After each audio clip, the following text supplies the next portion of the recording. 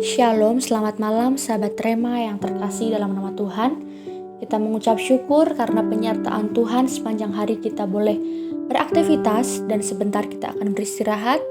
Baiklah, sejenak kita mendengarkan firman-Nya. Renungan malam hari ini berjudul Kegelisahan yang menuju kedamaian. Terambil dari Filipi 4 ayat yang ke-6, bunyinya, "Janganlah hendaknya kamu khawatir tentang apapun juga, tetapi nyatakanlah dalam segala hal keinginanmu kepada Allah dalam doa dan permohonan dengan ucapan syukur." Rasa khawatir dalam hidup kita pasti menyebabkan kita semua gelisah. Dan rasa khawatir ini dialami oleh semua orang, dari yang muda hingga lanjut usia. Entah khawatir tentang sekolah, khawatir tentang pasangan hidup, khawatir tentang perekonomian, dan lain sebagainya. Rasul Paulus dalam Filipi 4 ayat 6-7 menantang kita agar tidak merasa khawatir terhadap apapun.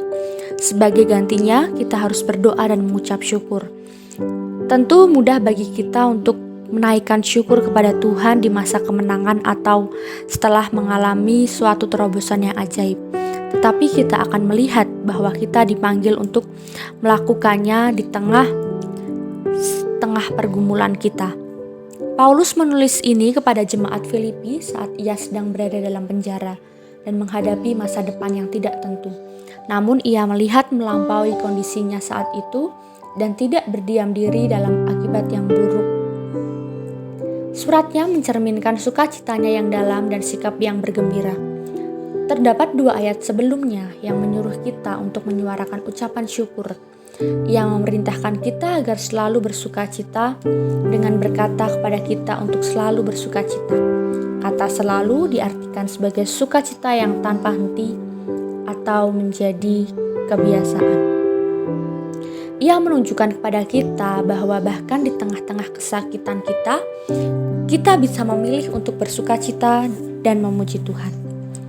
Rasul Paulus menantang kita untuk selalu bersukacita dan mengucap syukur atas pergumulan yang terjadi di tengah-tengah kehidupan kita.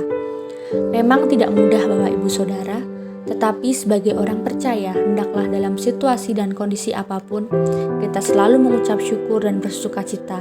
Maka hati kita akan dipenuhi dengan kedamaian, bukan kegelisahan. Kita boleh mengawali hari kita bersama dengan Tuhan dan juga mengakhiri hari kita juga dengan ucapan syukur kepada Tuhan. Pikiran negatif atau penuh tekanan yang berlebihan dapat menciptakan suatu perasaan gelisah, seolah-olah akan ada malapetaka yang datang. Tetapi ketika kita memilih untuk menyatakan rasa syukur kepada Tuhan, kita akan mengalami bahwa beban hidup itu mulai terangkat. Mari kita berdoa. Allah Bapa kami yang ada di surga, yang kami sembah di dalam nama Tuhan Yesus Kristus. Terima kasih untuk firman yang kami dengar pada malam hari ini. Kiranya Tuhan, kami boleh senantiasa bersukacita dan mengucap syukur dalam situasi apapun yang kita alami.